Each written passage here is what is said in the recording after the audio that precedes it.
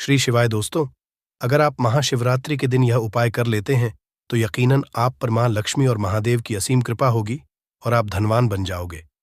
आप धनवान ना बने तो मुझे बताना, बस आपको वह उपाय करने हैं जो इस वीडियो में आपको बताए जाएंगे। तो दोस्तों, ये वीडियो एक बार अपने फायदे के लिए जरूर पूरा देखना। ये वीडियो देखने के बाद आपको समझ में आ जाएगा कि वास्तव में महाशिवरात्रि पर इन वृक्षों को छूने से आपको करोड़पति होने से नहीं रोक पाएगा। ये वृक्ष महाशिवरात्रि पर छूने पर हर कोई हो जाता है, रातों रात करोड़पति धनी हो जाता है, उसका भाग्य चमक जाता है। दोस्तों, आज के इस वीडियो में मैं आपको 3 ऐसे वृक्षों के बारे में बताऊंगा। 3 में से कोई भी एक वृक्ष को आप छू लेते हैं तो तत्काल आपकी गरीबी मिट जाएगी। इसमें आपको एक भोग भी चढ़ा करके आना है। मैं सारी जानकारी आपको एक वीडियो में दोस्तों, हमारे हिंदू धर्म में पेड़ को देवी देवता मान करके, पेड़ पौधों को देख स्वरूप मान करके हम इनकी पूजा करते हैं।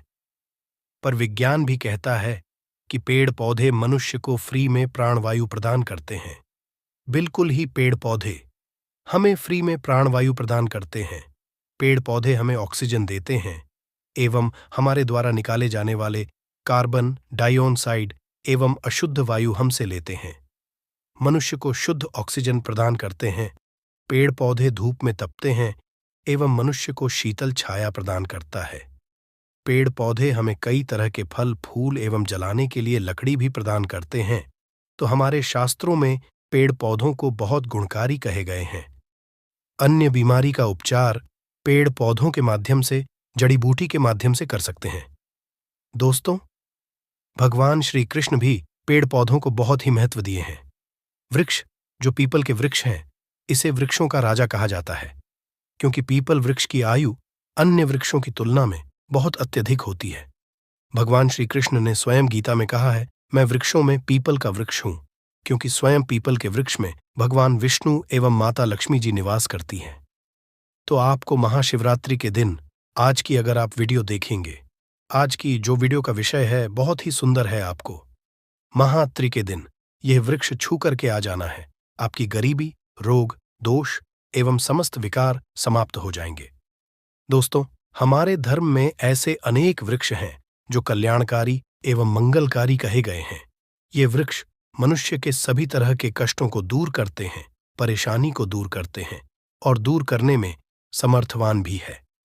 तो आज की वीडियो में मैं ऐसे 3 पवित्र वृक्षों के बारे में बताऊंगा जिसको आपको महाशिवरात्रि दिन शाम के समय में छू करके आ जाना होता है, और साथ में आपको एक कपूर और आपको एक लौंग रखना है। मैं यही जानकारी नवरात्रि के समय में बताया था, परंतु नवरात्रि के समय में मैंने आपको टोटके नहीं बताए थे। मैं टोटके ऐसे बता रहा हूं कि इसी के साथ में आपको एक कपूर और एक लौंग वहां पर रखकर जाना है और इस वृक्ष के नीचे जलाना भी है। और मैं आप लोगों को इस वृक्ष को भोग के लिए, अर्थात वृक्ष को आप अपनी समस्या बोलेंगे, छूते ही आपकी गरीबी मिटेगी। बहुत अच्छी जानकारी है और आपको भोग स्वरूप इसमें क्या लगाना है वह भी मैं जानकारी इस वीडियो में भी देखिए। अगर आप कठिन मेहनत करने के बाद भी एक दिन में 200 से 100 रुपए कमा रहे और वही एक मानव कम मेहनत करके 2000 रुपए कमा रहा है, तो कौन सा अच्छा है? 2000 कमाने वाला, 2000 रुपए कमाने वाला मानव कई तरह के उपाय करके सारी चीजों को, पैसों को तेजी से खींचने का काम करता है। दोस्तों देखिए, मैं अपने चैनल के माध्यम से आप सभी लोगों को अच्छी अच्छी जानकारी इसीलिए सिखाता हूं। कई लोग हमें कमेंट करके पूछते हैं, गुरुजी, हमें एक वक्त की सही तरीके से रोजी रोटी नसीब नहीं हो पाती। हमारे पड़ोसी जो लाखों रुपए कमा रहे हों, क्या इसमें हमारे भाग्य की गलती है? देखिए, भाग्य को आप मेहनत के द्वारा दूर कर सकते हैं, परंतु पूर्व के समय में हमारे द्वारा किसी भी तरह की अनहोनी हो गई होती है या किसी भी तरह की हमारी कुंडली में दोष लग गया हो, तो उसे दूर करने का काम करते हैं ये पेड़ पौधे। दोस्तों, ये पेड़ पौधे जितने भी होते हैं, ये अगर महाशिवरात्रि के दिन इन 3 वृक्षों में से अगर आप इसे जा करके छू लेते हैं तो आपके जीवन में जो दोष लगे हैं, आपके जीवन में किसी भी तरह का आपको श्राप लगा है, हाय लगा है, बद्दुआ लगी है, तो ये पेड़ पौधे अपने अंदर में खींच लेते हैं। ये अपने अंदर खींच करके अपनी डाली को आपकी बद्दुआ के कारण अपनी छोटी सी डाली को तोड़ देते हैं। यानी कि इनकी छोटी सी डाली सूख जाती है और आपकी बद्दुआ के कारण जो सामने वाले ने आपको बद्दुआ दी थी और आप इसे छू करके आते हैं इन वृक्षों को, तो आपकी बद्दुआ इन वृक्षों में चली जाती है। इनकी एक डाली सूख जाती है। आप देख लेना और आप खुद देखना, वृक्ष को छूते ही बिल्कुल ही महाशिवरात्रि पर आपके जीवन में ऐसा परिवर्तन आएगा कि उसी टाइम से आपके काम बनना शुरू हो जाएंगे। तो चलिए मैं आप लोगों को वृक्षों के बारे में बता दूं। मैं पहले वाली वीडियो में भी बता चुका हूं कि नवरात्रि के समय में ये जो परिजात का वृक्ष होता है बहुत ही उत्तम वृक्ष समझा जाता है। परिजात का वृक्ष समुद्र मंथन से उत्पन्न हुआ था। आप सभी दर्शकों को ये जरूर पता, और ये देवराज इंद्र के नंदन वन में स्थापित किया गया था। ये जो देवराज इंद्र के जो नंदन वन है, समझा जाता है स्वर्ग में वहां पर स्थापित करके रखे गए थे परिजात वृक्ष। भगवान श्री कृष्ण ने मानव जाति के जन्म कल्याण के लिए धरती लोक पर लाए थे। अगर किसी को हिंदू भाइयों को इनके बारे में जरूर पता होगा। सत्यभामा की कथा पढ़ी है तो जानकारी मिल सकती है। आप सर्च करके गूगल में भी देख सकते हैं। ऐसा समझा जाता है कि मनुष्य के शरीर में कितनी भी ज्यादा कान हो, बिल्कुल इस वृक्ष को छूते ही तत्काल समाप्त हो जाती है। बहुत से लोग इस वृक्ष को थकान होने पर बिल्कुल इस वृक्ष को छूते हैं। बड़े बड़े राजनीतिक से जुड़े हुए लोग हैं। हमारे चैनल में बहुत से लोग राजनीतिक क्षेत्र से जुड़े हुए हैं, धर्म क्षेत्र से जुड़े हुए हैं। वे सभी लोग हमें जानकारी साझा भी करते हैं। दोस्तों, इस वृक्ष के नीचे ध्यान से सुनिएगा। इस वृक्ष के नीचे आपको महाशिवरात्रि के दिन जाना है और आपको घी का यहां पर दीपक जलाना है। अगर आप घी का जलाने में सामर्थ्य नहीं है तो कोई बात नहीं, आप कोई भी तेल का दीपक जला सकते हैं। सरसों के तेल का दीपक जला सकते हैं। एवं आपको करना क्या है, एक लौंग रखना है और एक कपूर रखना है और आपको मनोकामना बोला है कि हे वृक्षराज, आप हमारी यह मनोकामना करें। आप मनोकामना वहां पर बोल देना, मैं यहां पर आपको नहीं कहूंगा। और इस वृक्ष को आपको छूना है और छूने के बाद इस वृक्ष को, पारिजात का वृक्ष को मक्खन का भोग लगाना है। पारिजात के वृक्ष पर स्वयं भगवान विष्णु जी, माता लक्ष्मी जी निवास करते हैं। शास्त्रों के अनुसार भगवान कृष्ण के ये स्वरूप कहे गए हैं क्योंकि भगवान कृष्ण ने मानव जाति के कल्याण के लिए पारिजात के वृक्ष को नंदन वन से लाए थे। तो इसे छूते ही अगर आपके जीवन में किसी भी तरह की हाय लगी हो, बद्दुआ लगी हो, किसी की बुरी नजर लगी हो, जिसके कारण आपके बंद किस्मत के ताले खुल रहे हैं और आप चाहते हैं कि आपके बंद किस्मत के ताले खुल जाएं, आपकी हाय बद्दुआ कट जाए, शनि दोष लगा हुआ है, कट जाए, तो एक वृक्ष को छुए और आपको अपनी प्रार्थना बोलनी है कि हमारी हाय बद्दुआ एवं शनि दोष को मिटाए, हमारी गरीबी को मिटाए। इस तरह से छूते हुए आपको प्रार्थना करना है और एक लौंग और आपको एक कपूर तो जलाना ही है और उसके ऊपर में एक लौंग डाल देना और आपको मक्खन का भोग इसे लगा देना है। आप उसे देखना, टाइम से आपका शरीर हल्का लगना शुरू हो जाएगा और आपकी हाय बद्दुआ मिट जाएगी। अब आप में से अधिकतर लोग बोलेंगे कि गुरुजी, हमारे घर के आसपास कोई परिजात का वृक्ष नहीं है, तो हम क्या करें? तो चलिए मैं दूसरा वृक्ष बताता हूं। तो दूसरे वृक्ष में है गूलर का वृक्ष। गूलर के वृक्ष को यहां पर मैं क्योंकि इतना उत्तम बताता हूं क्योंकि गूलर के वृक्ष को स्वयं भगवान नरसिंह देव का वरदान हासिल है। क्योंकि गूलर के वृक्ष को नरसिंह देव ने स्वर्ण वरदान दिया है कि आपके वृक्ष पर, हे वृक्षराज, मैं और आपकी जो माता लक्ष्मी है, हम आपके वृक्ष पर निवास करेंगे। और ऐसा भी कहा जाता है कि गूलर के वृक्ष के पास थे अगर मुर्दे को ले जाया जाए तो उसे सारे पुण्य को यह वृक्ष खींच लेता है। आप में से बहुत सारे लोगों को लोक कथा जरूर पता होगा। तो गूलर के वृक्ष को भगवान नरसिंह देव ने बहुत सारा वरदान दिया है कि आप लोगों के भी हरेंगे। आपको करना क्या है कि महाशिवरात्रि के दिन शाम को गूलर के वृक्ष के पास जाना है। आप घी का दीपक जला सकते हैं, सामर्थ्य नहीं है तो आप सरसों के तेल का दीपक भी जला सकते हैं, तिल का तेल का दीपक भी जला सकते हैं। तिल के तेल का दीपक वैसे गूलर के वृक्ष के नीचे जलाया जाता है तो इसे बहुत ही शुभ समझा जाता है। आपको जलाना है और आपको एक कपूर और एक आपको जैसे राखी है, लौंग को जलाना है, जैसे अभी मैंने पहले भी बताया, इसी तरह से जलाना है और इसे छू करके प्रार्थना करना है। हे गूलर, हे वृक्षराज, हम आपसे प्रार्थना करते हैं। आपके वृक्ष पर स्वयं भगवान नरसिंह देव तथा माता लक्ष्मी जी विराजित हैं।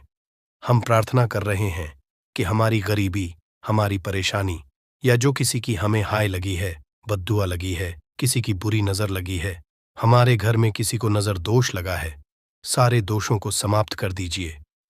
आप अपने अंदर समाहित कर लीजिए, खींच लीजिए। इस तरह से आपको प्रार्थना करना है और गूलर के वृक्ष को आपको बताशे का भोग लगाना है। बताशे आपको समर्पित कर देने हैं और उसी दिन आपको 5 गूलर के फल लाना है।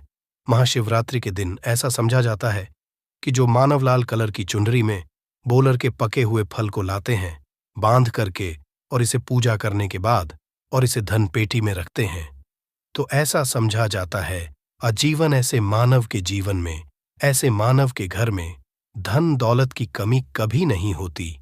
गूलर के वृक्ष को साक्षात माता लक्ष्मी के स्वरूप कहे गए हैं। गूलर के वृक्ष पर माता लक्ष्मी नरसिंह देव विराजमान रहते हैं। तो आपको यही काम करना है। आपको प्रार्थना बोलते हुए आपको इसे छूना है और जो मैं प्रक्रिया बता रहा हूं वही प्रक्रिया करना है। 5 इसके फल जरूर ले आना और लाकर के महाशिवरात्रि के दिन पूजा पाठ करने के बाद आपको इसे अपने धन स्थान में जरूर रखना है। आजीवन आपके जीवन में धन की कमी कभी नहीं होगी दोस्तों। चलिए मैं आप लोगों को इसके बाद तीसरा पौधा बता देता हूं। तीसरा पौधा है बेल का वृक्ष। मैं आप लोगों को कई बार कई कथा में बता चुका हूं कि ये जो बेल के वृक्ष हैं माता पार्वती के स्वरूप कहे गए हैं। तो ये वृक्ष माता पार्वती के पसीने से उत्पन्न हुए हैं। स्कंद पुराण में बहुत ही स्पष्ट तरीके से बताया गया है। इसके पत्ते में शिव और डाली में पार्वती, जड़ में ब्रह्मा एवं तन में विष्णु जी स्वयं रहते हैं।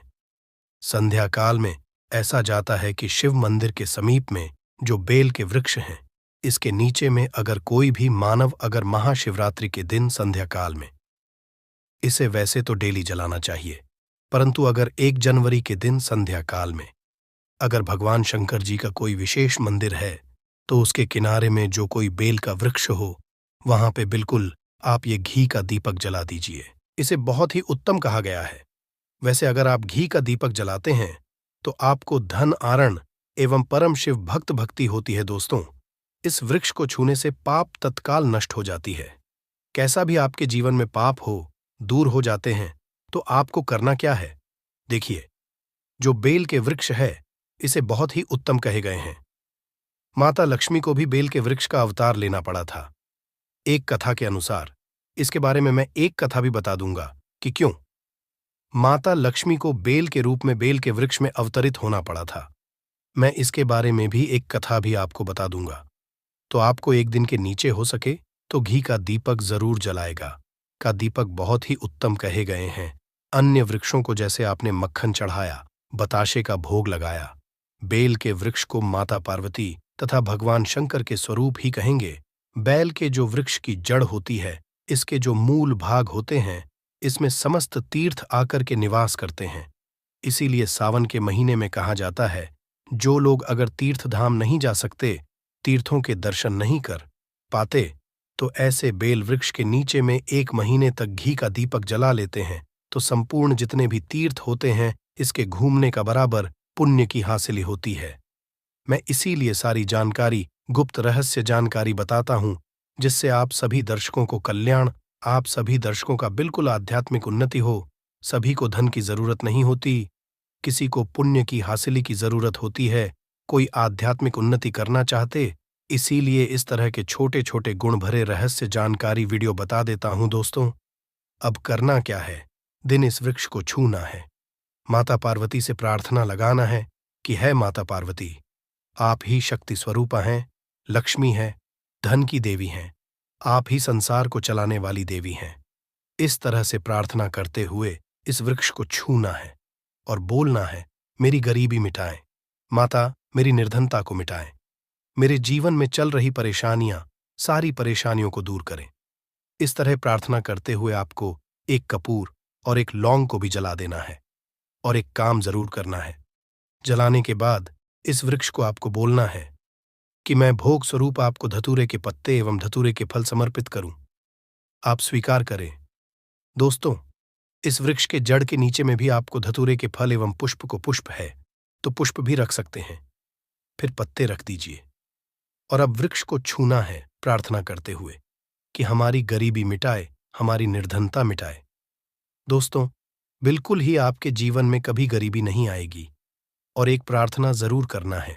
किसी की हाय लग गई हो, बद्दुआ लग गई हो, किसी का दोष लगा हो, जिसके कारण हमारी आध्यात्मिक उन्नति नहीं हो पा रही हो, तो आप जो है हाय बदुआ किसी का दोष लगा हो उसे तुरंत दूर करें। शनि, राहु, केतु का अगर दुष्असर लग रहा हो, ग्रहों में से कोई नवग्रह हमें पीड़ित कर रहा हो, या फिर किसी भी हमारे पूर्वजों द्वारा किसी भी तरह का हमें पितृदोष लगा हो, क्योंकि पितृदोष लगने के कारण मानव की आत्मिक उन्नति भी नहीं हो पाती, तो आप बोलना कि समझते तरह के दोषों को आप दूर करें, अपने अंदर में खींच लीजिए और आप हमें दोष मुक्त कर दीजिए। तो इस तरह से आपको यह प्रार्थना करना है और एक काम आपको जरूर करना चाहिए। आपको दीपावली के दिन धर्मशास्त्रों में कहे गए हैं, बहुत लोग भी बताते हैं, हमारे गुरुजी भी कहा करते थे, दीपावली के दिन अगर बेल के वृक्ष की जड़ में मिश्रित युक्त जो मिश्री आती है खाली खली, आप सभी दर्शकों को जरूर पता होगा शक्कर टाइप की होती है, तो आपको मिश्री डाला हुआ दूध अगर आप इनकी जड़ में डालते हैं तो ऐसा कहा गया है कि ऐसा मानव कभी निर्धन नहीं होते। ऐसे मानव के जीवन से किसी भी तरह से अगर लक्ष्मी रुष्ट हो चुकी हो, रोग दूर हो जाते हैं, मानव पर मां लक्ष्मी भी प्रसन्न होती है। ऐसे मानव के जीवन में धन का अभाव नहीं होता, ऐसे मानव फिर निरोग रहते हैं, निरोग काया हासिल होते हैं। आप चाहते हैं तो यही क्रिया नियम के वृक्ष पर भी कर सकते हैं। नियम के वृक्ष पर माता लक्ष्मी निवास करती है, समस्त देवी शक्ति निवास करती है। नियम के वृक्ष में अगर आप जो है महाशिवरात्रि के दिन ध्यान से सुनना, महाशिवरात्रि के दिन सायंकाल में आपको एक गिलास या फिर एक लोटे सामर्थ्य के अनुसार तांबे के लोटे में आपको दूध डालकर कि इनके अंदर इन्हें जो है अभिषेक करना चाहिए, इनके जड़ में डालना चाहिए, परंतु आपको मीठा दूध ही डालना है। मिश्री मिला हुआ दूध आपको चढ़ाना है, इनकी जड़ में डालना है और गरीबी मिटाने की प्रार्थना करना है। या फिर जो लोग कर्जे का भार है वो लोग बोल सकते हैं कि हमारे कर्ज एक आभार दूर हो, या फिर जीवन में जो किसी भी तरह की जो परेशानी है। पर उससे पहले आपको यह हम बताएंगे कि शिवरात्रि कितनी तारीख को मनाई जा रही है और सही समय एवं संपूर्ण जानकारी इस वीडियो में हम आपको बताएंगे।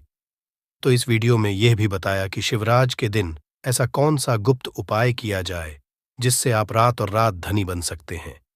इस वीडियो को आप पूरा देख लेते हो तो आपका जीवन बदल सकता है। इसलिए इस वीडियो को हम आपसे हाथ जोड़कर निवेदन करते हैं कि इस वीडियो को देख लेना। चलिए जान लेते हैं बारी बारी से सब कुछ कि शिवरात्रि के दिन ऐसा क्या खा लेना है हमको जिससे हम धन की हासिली हो, हमारी हर एक मनोकामना पूरी हो जाए। चलिए जान लेते हैं महाशिवरात्रि भारतीयों का एक प्रमुख त्योहार है। यह भगवान शिव का प्रमुख पर्व है। माघ फागुन फाल्गुन कृष्ण पक्ष चतुर्दशी को महाशिवरात्रि पर्व मनाया जाता है। समझा जाता है कि सृष्टि का प्रारंभ इसी दिन से हुआ था। पौराणिक कथाओं के अनुसार इस दिन सृष्टि का आरंभ अग्निलिंग, जो महादेव का विशाल काल स्वरूप है, के उदय से हुआ। इसी दिन भगवान शिव का विवाह देवी पार्वती के साथ हुआ था। महाशिवरात्रि के दिन भगवान शिव व पत्नी पार्वती की पूजा होती है। यह पूजा व्रत रखने के दौरान की जाती है। साल में होने वाली 12 शिवरात्रियों में से महाशिवरात्रि को सबसे महत्वपूर्ण समझा जाता है। एक भारत सहित पूरी दुनिया में महाशिवरात्रि का पावन पर्व बहुत ही उत्साह के साथ मनाया जाता है। महाशिवरात्रि कब रहेगी? वर्ष 2024 में होली के पहले फाल्गुन कृष्ण पक्ष की चतुर्दशी के दिन महाशिवरात्रि का त्योहार मनाया जाता है। मास में शिवरात्रि और फाल्गुन माह में महाशिवरात्रि का पर्व मनाया जाता है। सदन शिवजी की विशेष पूजा और आराधना होती है और विशेष अभिषेक किया जाता है। अधिकतर मत के अनुसार शिवजी की पूजा निश्चित काल में की जाती है। 8 मार्च 2024 शुक्रवार को रहेगी महाशिवरात्रि चतुर्दशी तिथि प्रारंभ। 8 मार्च 2024 को रात्रि 9:57 बजे चतुर्दशी तिथि समाप्त। 9 मार्च 2024 को शाम 6:17 बजे। कब है महाशिवरात्रि? चूंकि महाशिवरात्रि की पूजा रात में होती है, और वह भी निश्चित काल में। इसलिए 8 मार्च 2024 को यह पर्व मनाया जाएगा। चतुर्दशी। पहले ही दिन निश्चित व्यापनी हो तो उसी दिन महाशिवरात्रि मनाते हैं। रात्रि का 8वां मुहूर्त निश्चित काल कहलाता है। पूजा के शुभ मुहूर्त: अभिजीत मुहूर्त दोपहर 12:08 से 12:56 तक। विजय मुहूर्त दोपहर 2:30 से 3:17 तक। गोधूली मुहूर्त शाम 6:23 से 6:48 तक। सांघन संध्या शाम 6:25 से 7:39 तक। अमृतकाल रात्रि 10:43 से 12:08 तक। सर्वार्थ सिद्ध योग सुबह 6:38 से 10:41 तक। निश्चित मुहूर्त रात्रि 12:07 से 12:56 तक। क्यों मनाते हैं महाशिवरात्रि का पर्व? फाल्गुन कृष्ण चतुर्दशा देवों महर्षि ईशान संहिता में बताया गया है कि फाल्गुन मास की कृष्ण चतुर्दशी की रात्रि में आदिदेव भगवान शिव करोड़ों सूर्यों के समान असर वाले शिवलिंग रूप में प्रकट हुए थे। समझा जाता है कि सृष्टि की शुरुआत में इसी दिन आधी रात में भगवान शिव का निराकार से साकार रूप में ब्रह्मा से रुद्र के रूप में अवतरण हुआ था। प्रलय की बेला में इसी प्रदोष के समय भगवान शिव तांडव करते हुए ब्रह्मांड को तीसरे नेत्र की ज्वाला से भस्म कर देते हैं। इसलिए इसे महाशिवरात्रि या जलरात्रि भी कहा गया है। शिकारी ने उसे भी जाने दिया। 2 बार शिकार को खोकर उसका माथा ठनका, वह चिंता में पड़ गया। रात्रि का आखिरी पहर बीत रहा था। तभी एक अन्य बच्चों के साथ उधर से निकली शिकारी। यह स्वर्णिम अवसर था।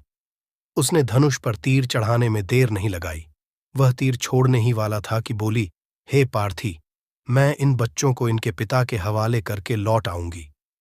इस समय मुझे शिकारी हंसा और बोला, सामने आए शिकार को छोड़ दूं। मैं ऐसा मूर्ख नहीं, इससे पहले मैं 2 बार अपना शिकार खो चुका हूं। मेरे बच्चे भूखा प्यास से तड़प रहे होंगे।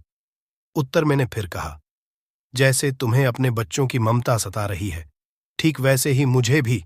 इसलिए सिर्फ बच्चों के नाम पर मैं थोड़ी देर के लिए जीवनदान मांग रही हूं। हे पार्थी, मेरा विश्वास कर, मैं इन्हें इनके पिता के पास छोड़कर तुरंत लौटने की प्रतिज्ञा करती हूं। दोस्तों, आगे जानकारी बताने से पहले आपसे एक छोटा सा अनुरोध करना चाहेगा कि आप अपनी राशि को कमेंट बॉक्स में जरूर डाल दें, क्योंकि हम राशि से जुड़ा आपका भाग्य भी बताएं और भाग्य में चल रही परेशानियों को दूर करने के लिए वह उपाय भी बताते हैं। इसलिए आप अपनी राशि को कमेंट बॉक्स में जरूर ही डाल दें, जिससे कि हम आपको विशेष रूप से उपाय बता सकें। चलिए आगे जानते हैं दोस्तों। वीडियो बीच में छोड़कर मत जाना, क्योंकि हम अंत में जो उपाय आपको बताएंगे वह आपकी जीवन बदल सकता है। इसलिए इस वीडियो का एक भी पाठ आप मिक्स मत करना, नहीं तो बहुत बड़ा नुकसान हो सकता है। इसलिए वीडियो को पूरा देखें। मृग्गी का दीन स्वर सुनकर शिकारी को उस पर दया आ गई। उसने उस मिर्गी को भी जाने दिया। शिकार के अभाव में बेल वृक्ष पर बैठा शिकारी बेलपत्र तोड़ तोड़कर नीचे फेंकता जा रहा था। पांव फटने को हुई तो एक हृष्टपुष्ट मृग उसी रास्ते पर आया। शिकारी ने सोच लिया कि इसका शिकार वह जरूर करेगा। शिकारी देखकर मृगविनीत स्वर में बोला, हे पारधी भाई, अगर तुमने मुझसे पूर्व आने वाली 3 मृगियों तथा छोटे छोटे बच्चों को मार डाला है तो मुझे भी मारने में विलंब न करो, ताकि मुझे उनके वियोग में एक क्षण भी दुहक न सहना पड़े। मैं उन मृगियों का पति हूं। अगर तुमने उन्हें जीवन दान दिया है तो मुझे भी कुछ क्षण का जीवन देने की कृपा करो। मैं उनसे मिलकर तुम्हारे समक्ष उपस्थित हो जाऊंगा। मृग सुनते ही शिकारी के सामने पूरी रात का घटना चक्र घूम गया। उसने सारी कथा मृग को सुना दी। तब मृग ने कहा, मेरी तीनों पत्नियां जिस प्रकार प्रतिज्ञाबद्ध होकर गई हैं, मेरी मृत्यु से अपने धर्म का पालन नहीं कर पाएंगी। जैसे तुमने उन्हें विश्वास पात्र मानकर छोड़ा है, वैसे ही मुझे भी जाने दो। मैं उन सब के साथ तुम्हारे सामने शीघ्र ही उपस्थित होता हूं। उपवास, रात्रि जागरण तथा शिवलिंग पर बेलपत्र चढ़ने से शिकारी का हिंसक हृदय निर्मल हो गया था। उसमें भगवत शक्ति का वास हो गया था। धनुष तथा बाण उसके हाथ से सहज ही छूट गया। भगवान शिव की अनुकंपा से उसका हिंसक हृदय कार्मिक भावों से भर गया। वह अपने अतीत के कर्मों को याद करके पश्चाताप की ज्वाला में जलने लगा। थोड़ी ही देर बाद वह मृग सपरिवार शिकारी के समक्ष उपस्थित हो गया ताकि वह उनका शिकार कर सके। किंतु जंगली पशुओं की ऐसी सत्यता, सात्विकता एवं सामूहिक प्रेम भावना देखकर शिकारी को बड़ी ग्लानि हुई। उसके से आंसुओं की झड़ी लग गई। उस मृग परिवार को न मारकर शिकारी ने अपने कठोर हृदय को जीव हिंसा से हटा सदा के लिए कोमल एवं दयालु बना लिया। देवलोक से समस्त देव समाज भी इस घटना को देख रहे थे। घटना की परिणति होते ही देवी देवताओं ने पुष्प वर्षा की। तब शिकारी तथा मृग परिवार मोक्ष को हासिल हुए। इस अवसर पर भगवान शिव का अभिषेक अनेकों प्रकार से किया जाता है। जलाभिषेक जल से और दुग्धाभिषेक दूध से। बहुत जल्दी सुबह सुबह भगवान शिव के मंदिरों पर भक्तों, जवान और बूढ़ों का तांता लग जाता है। वे सभी पारंपरिक शिवलिंग पूजा करने के लिए जाते हैं और भगवान से प्रार्थना करते हैं। भक्त सूर्योदय के समय पवित्र स्थानों पर स्नान करते हैं, जैसे गंगा या खजुराहों के शिव सागर में या किसी अन्य पवित्र जल स्रोत में। यह के अनुष्ठान है जो सभी हिंदू त्योहारों का एक महत्वपूर्ण हिस्सा है। पवित्र स्नान के बाद स्वच्छ वस्त्र पहने जाते हैं। भक्त शिवलिंग स्नान करने के लिए मंदिर में पानी का बर्तन ले जाते हैं। महिलाओं और पुरुषों दोनों सूर्य, विष्णु और शिव की प्रार्थना करते हैं। मंदिरों में घंटी और शंकर जी की जय ध्वनि गूंजती है।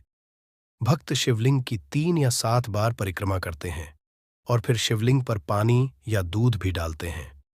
हालांकि इन सभी अनुष्ठान का वर्णन हमारे पवित्र शास्त्रों में कहीं पर भी नहीं है, जिससे यह शास्त्रानुकूल साधना नहीं है।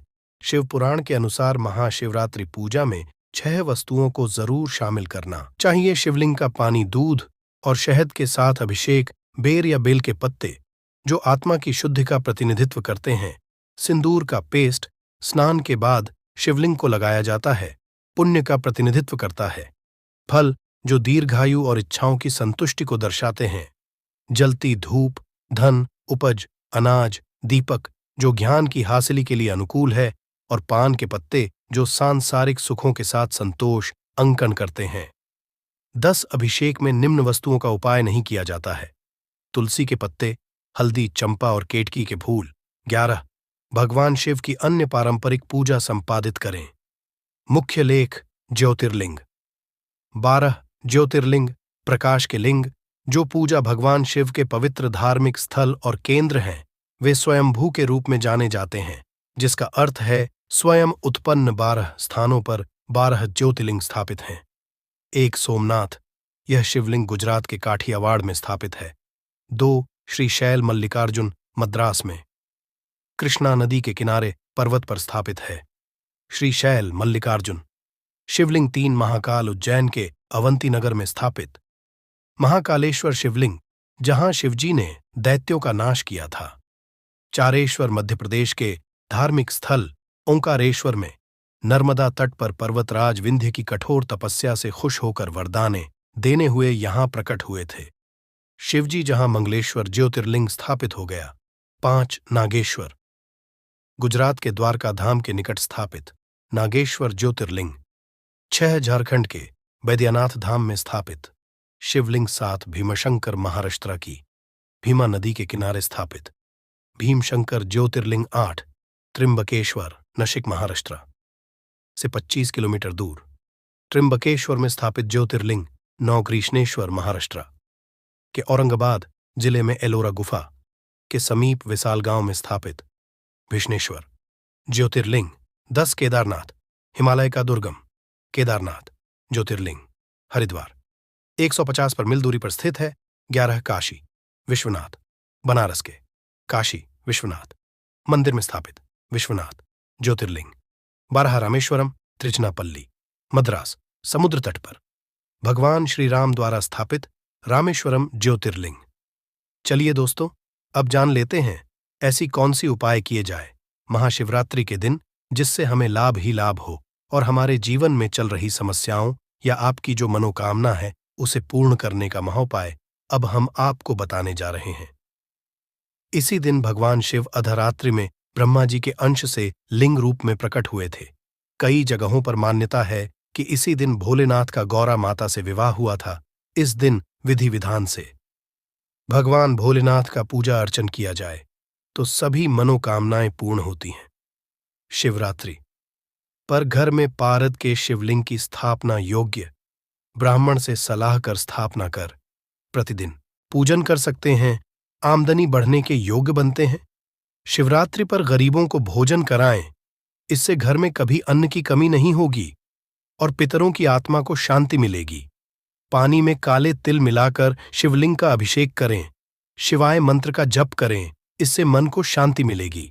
शिवरात्रि के दिन आटे से 11 शिवलिंग बनाएं व 11 बार इनका जलाभिषेक करें, इससे संतान हासिली के योग बनते हैं।